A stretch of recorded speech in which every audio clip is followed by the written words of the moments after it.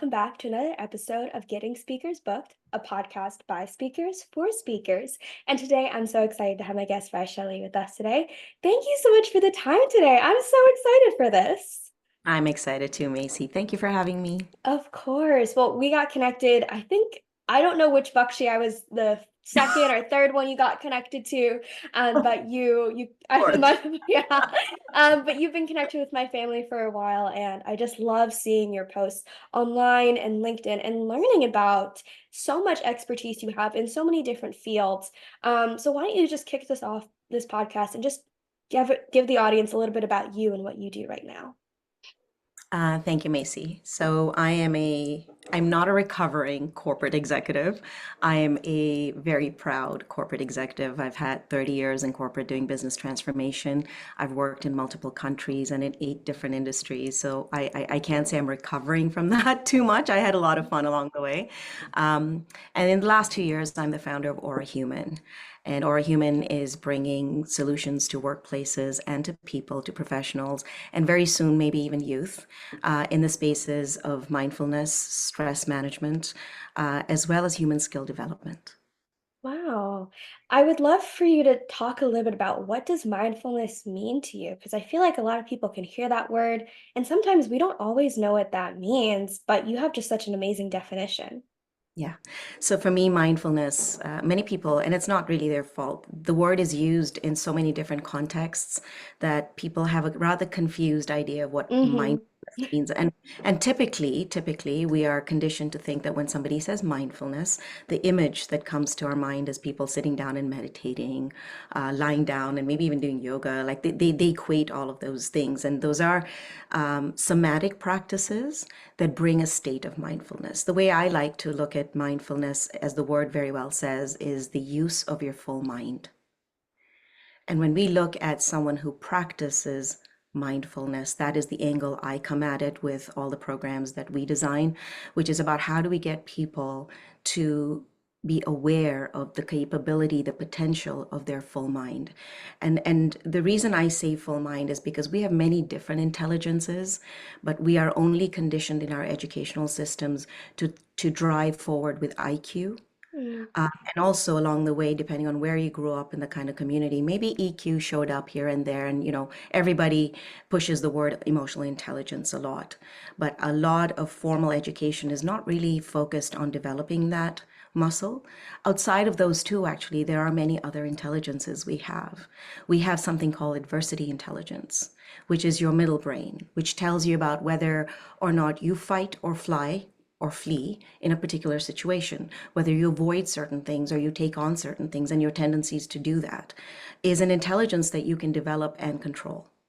mm, Another one is cognitive intelligence, which is the front of your brain, your prefrontal cortex, which is designed for creativity, for imagining things, for problem solving. And so a lot of our education systems aren't really particularly designed to optimize our cognitive intelligence. So all to say, mindfulness in my context, when I come at it, is not just somatic practice, which is a part of what I teach, but it is really about taking that effect of somatic practice into developing different intelligences.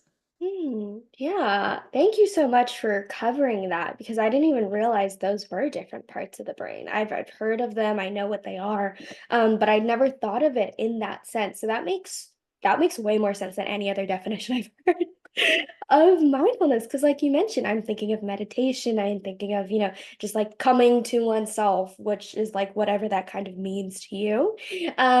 Is there anything that, oh, I would actually love, I was thinking about this. Can you talk a little bit about what Aura Human is? Because I'm not sure everyone will know what that is. And I love how you explained it to me. So ORA Human came to be after about 20 of my 30 years in corporate were spent going to what I call night school. So night school was me doing a lot of introspection and self-examination of myself in different realms outside of the IQ that I was and EQ that I was required to demonstrate on the job. So, and this happens usually for many people in times of adversity. So for Mm, me, the door that opened for me at age 30 is when I went through a divorce. And mm, until then, Macy. I was the high performer, checking off all the great boxes I'm Mm. supposed to, not just as a student and as a professional, but also as a daughter and many other roles that I played. I'm also an artist. I'm a classically trained dancer. There was expectations on stage, um, and it felt as if I was checking off everything really well until something like that happens, and then you observe yourself. Hopefully, you observe yourself going through something like that and realize, I don't want to be this. Mhm. Having the awareness to say, I see myself first, and I see myself in a place I don't want to be in.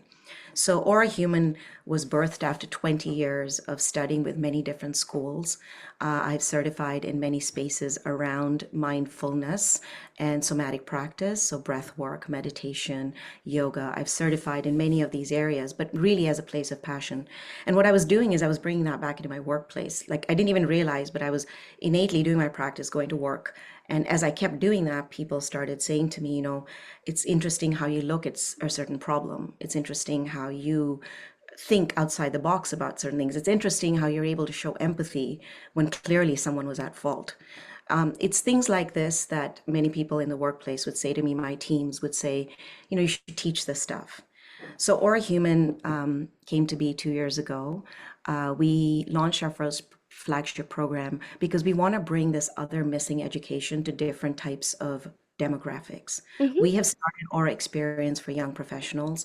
Aura Experience is a 6-week individual program that we've had individuals going through since 2023. And the success of that is what predicated me building Aura Teams, which is for organizations, and going into organizations for teams that work very closely under very tight deadlines, under a lot of duress. I always give this example. It's your typical release management team in technology, for example, where there's a lot of turnover and night shifts and rework and blaming and all of that that goes on. And so we built that. We haven't brought that yet to market. And alongside that, the speaking career has taken off serendipitously. I'm grateful for it. But last year, as more and more of me showed up on social media, I had requests to come and speak. And so now I'm a speaker on mental health. I like what I talk about because it's stuff I can go talk about in schools, in to education boards, which I've done, to organizations like leadership teams, and as well to conferences around women who are actually going through transitions in their life. So we found that I guess my life story and the experience that I bring now through Our Human is resonating with many different audiences.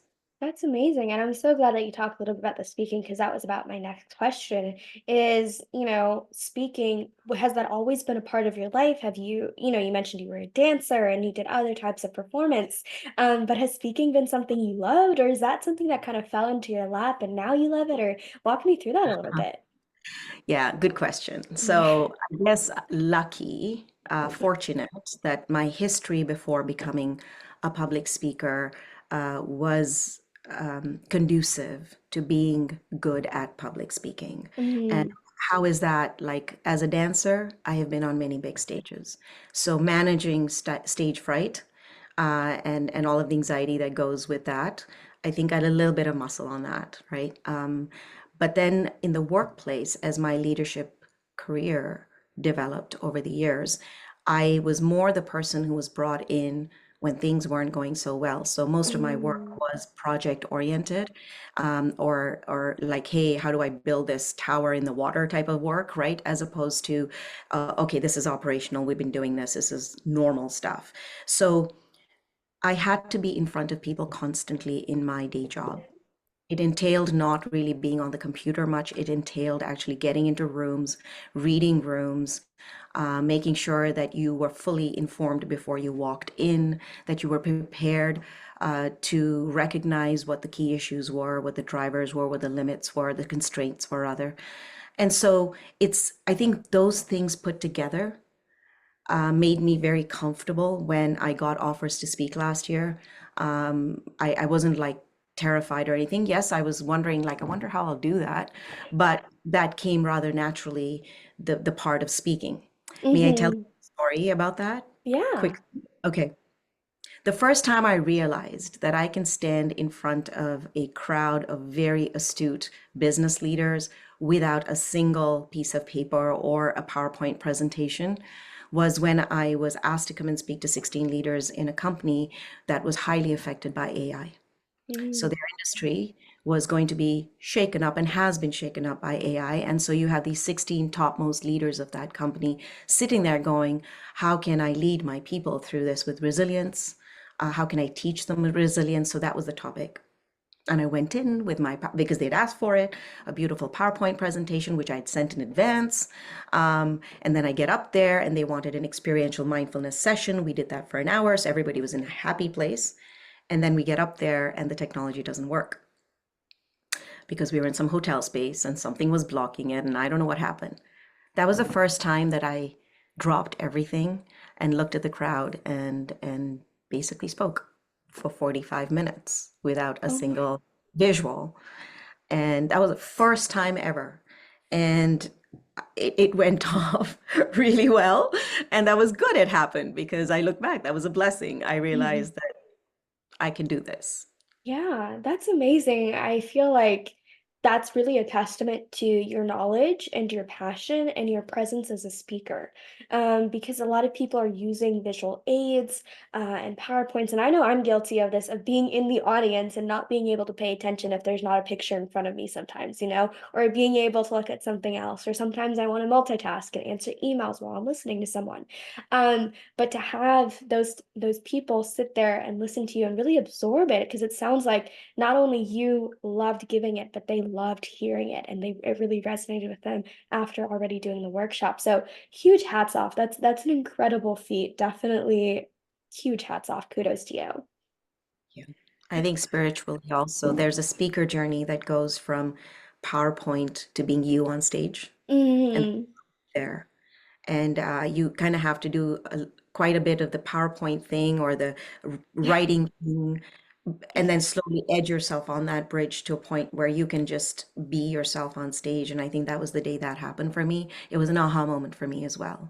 That's amazing. I love that. And I love you talking about a little bit of your dance background when it comes to it, because I know for me as a speaker, I was a competitive figure skater growing up, and I was performing all the time. I did dance as well. So I was so used to performing in a crowd. And I think when it finally clicked to me that I could be a speaker and I could give that same level of performance as a figure skater, like you mentioned, without visual aids, without a PowerPoint, without notes, was those days when I was like, okay, I think I can command a room. I think I can use the proper words to make people listen to me. And that's so, like, now I'm getting chills thinking about your experience and then my experience. So that's such a powerful story, and I appreciate you sharing that. Pop So quiz, pop quiz. yeah, What part of your brain do you think you've mastered when you could make that transition transition from from being a figure skater and being mhm. a competitive figure skater to one day saying I can speak? What part of your brain were you able to leverage so that you could go ahead and make that transition? Oh my gosh. I do not do well with on the spot. I apologize. That's Oh okay. my gosh, I wish I had a better answer because you just We said just we that. just we just talked about adversity, right? Yes. So we talked Yeah. about our adversity brain, which is your middle brain, your fight Mhm. or fly, right? There's people who are classical dancers who, if you say you're going to have to speak 5 minutes on stage, and they're just no, can't do it, right? So there's so many transferable skills there, and so it's about managing what your adversity brain is telling you. Should I flee from this situation, or am I going to take it on, Right. right? And your ability to assess the risk and then take an informed decision that I Mm. can and I will, and this is how I'll do it, is your middle brain. Mm. Yeah, honestly, that was probably gonna be my answer because that's the one that I remembered the most. So I'm glad that I was at least on the right track in my brain. Obviously, I didn't say it first, so it doesn't count. I could be making this up, but anyway. You can cut this all out, by the way, okay? No, it's okay. I think it's so important for us to constantly be learning and challenging ourselves and reminding ourselves of what we're listening and how we're listening. So I appreciate you bringing that up. That's a great point for me especially, and I'm sure anyone else listening. But I just want to say thank you so much for the time today, for coming on, sharing your stories. I mean, I can't tell you how valuable this entire podcast was for me, let alone anyone else. So I really thank you for coming on today. And before we wrap it up, I'd love to hear, do you have one piece of advice that you'd love to give to other speakers, either new or re-emerging or people who just want to put themselves out there again? Um, I think I think the first piece of advice that I can give from my own journey is knowing how to be able to step into other people's shoes. It's about them. Mm, When you speak for them.